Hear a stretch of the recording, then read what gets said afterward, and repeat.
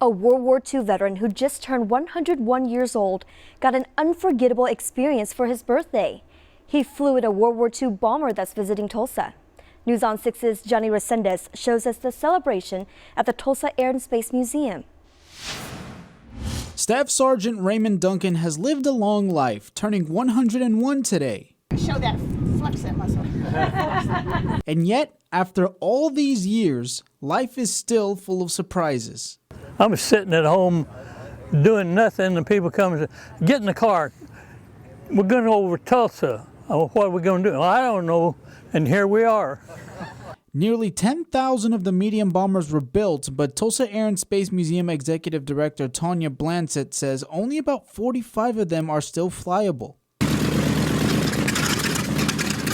Sergeant Duncan, who took part in the largest air raid on Germany during the war, says seeing this plane was surreal. I've never expected to see one of these airplanes again. Blansett says it's not too often that a plane this rare comes to Tulsa, so her hope is that all generations will have a chance to interact with it. It's really special to bring.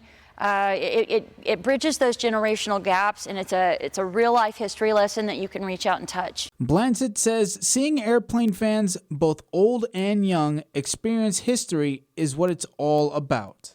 That's extremely special when we get a World War II veteran, but their children, who are now the grandparents and the great-grandparents, they bring their family members out and they share those stories. After flying in a bomber for the first time since 1944, Duncan says it might not have been like the war, but he was glad he came for the ride.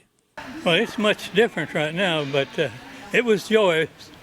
I enjoyed it. You can see the B-25 at the Tulsa Air and Space Museum until 4 p.m. tomorrow. Johnny Resendez, Oklahoma Zone, News on 6.